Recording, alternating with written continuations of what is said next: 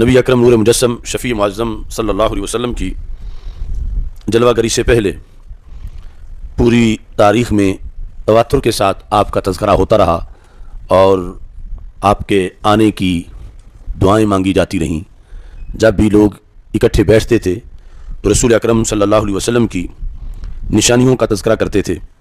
اور آپ کی آمد کے زمانے کے قرب کے لحاظ سے دعائیں مانگتے تھے، اور پھر وہ زمانہ آیا جسے کائنات ہمیشہ کے لیے 12 ربیع الاول شریف سے تعبیر کرتی ہے، اور قیامت تک ساری عیدوں میں سے اس کو ایک بڑی عید کے لقب سے یاد کیا جاتا ہے۔ امام دمشقی نے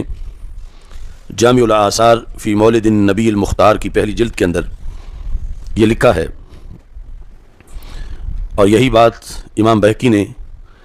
اپنی کتاب دلائل النبوہ یعنی نبوت کی دلیلیں، رسول پاک صلی اللہ علیہ وسلم کی نبوت کی دلیلیں، اس کتاب کے اندر بھی انہوں نے یہ لکھا ہے کہ حضرت عبداللہ بن عباس رضی اللہ تعالی عنہ روایت کرتے ہیں، کانت یہود و خیبر تقاتل غطفان، خیبر کے جو یہودی تھے ان کی جنگ غطفان قبیلے سے ہوا کرتی تھی۔ فکلما التقوا ہزمت یہود و خیبر، تو جب بھی لڑائی ہوتی تو خیبر کے یہودی غطفان کے مقابلے میں شکست پا جاتے۔ تو بالآخر چونکہ یہود اہل کتاب تھے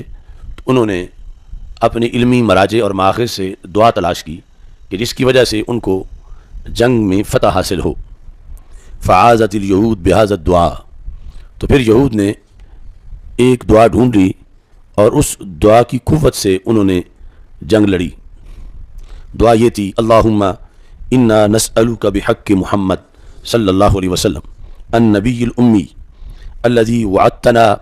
ان تخرجہ لنا فی آخر الزمان الا نصرتنا علیہم۔ یہ دعا جو یہود کے علمی ہستیاں تھیں انہوں نے یہود کو سکھائی کہ یہ کتابوں میں یہ دعا موجود ہے، اور ایک ایسی ہستی ہے کہ جن کا نام لینے سے اللہ مدد کرتا ہے۔ تو اللہم انا نسألک، اے اللہ ہم تجھ سے سوال کرتے ہیں، بحق محمد، حضرت محمد صلی اللہ علیہ وسلم کے وسیلے سے، النبی الامی، جن کا لقب نبی امی ہے، یعنی وہ تیری طرف سے سب کچھ پڑھے ہوئے آئیں گے، وہ دنیا میں کسی انسان کے شاگرد نہیں ہوں گے۔ الذی وعدتنا، وہ نبی کے جن کے بارے میں تو نے خود کتابوں میں وعدہ کر رکھا ہے، آسمانی کتابوں میں، ان تخرجہ لنا، کہ ان کو تو بھیجے گا ہمارے لیے، فی آخر الزمان، سب سے آخری زمانے میں، یعنی نبیوں کی آمد کا جو آخری زمانہ ہے، جو آخری نبی کے حیثیت سے جن کی آمد ہوگی،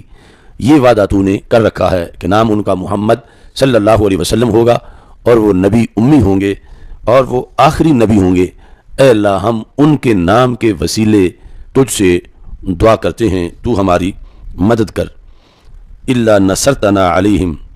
کہ ہمارے دشمن جو غطفان ہیں ان کے مقابلے میں تو ہماری مدد کر، اس نام کے صدقے جو نام نامی اسم گرامی محمد صلی اللہ علیہ وسلم ہے۔ حضرت عبداللہ بن عباس رضی اللہ تعالیٰ عنہ کہتے ہیں، فکانوا اذا التقوا دعوا بهذا الدعاء، اب ان کی جب بھی جنگ ہوتی تو وہ پہلے یہ دعا پڑھتے، جنگ سے پہلے اس دعا کے تلفظ کرتے، فہزموا غطفان، تو اب وہ ہر بار غطفان کو شکست دے دیتے، یعنی پہلے ہر بار یہ یہود غطفان سے شکست کھا جاتے، لیکن جب یہود کے علماء نے ان کو یہ دعا پڑھائی کہ جس میں رسول اکرم صلی اللہ علیہ وسلم کی آمد کا تذکرہ ہے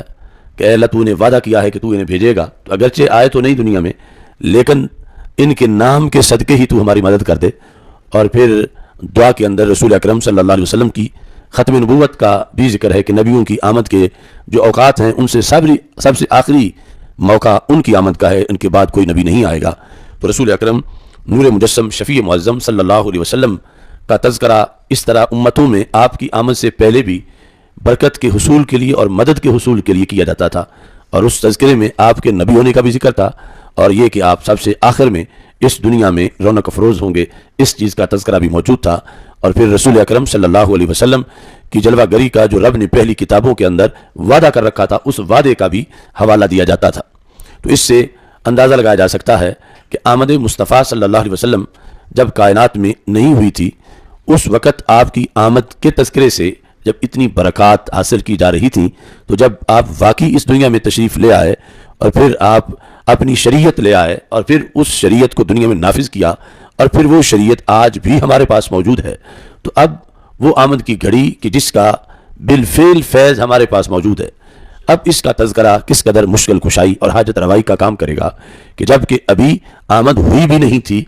اس وقت بھی نام نامی لینے سے جنگوں میں فتح حاصل ہو جاتی تھی، اور جب رسول پاک صلی اللہ علیہ وسلم آ بھی چکے اور پھر کروڑ فیوز و برکات آپ کی سیرت، آپ کی صورت، آپ کی شریعت، آپ کی اہل بیت اور آپ کے صحابہ رضی اللہ تعالی عنہم کی شکل میں، قرآن کی شکل میں آپ کے جو فیوز و برکات کائنات کو میسر ہیں، اب اتنی بڑی نعمتیں آپ کے ذریعے سے پا لینے کے بعد آپ کی آمد کا تذکرہ یقیناً باعث رحمت ہے، باعث برکت ہے، اور اس سے انسان پورا سال بلاؤں سے، وباؤں سے محفوظ رہتا ہے، اور نبی اکرم نور مجسم شفیع معظم صلی اللہ علیہ وسلم کی آمد پر جس قدر زیادہ سے زیادہ ایک انسان درود و سلام کا اہتمام کرتا ہے، تو خالق کائنات جل جلالہ کی طرف سے اس کے لیے زیادہ خوش بختی اور سعادت کا اہتمام کر دیا جاتا ہے۔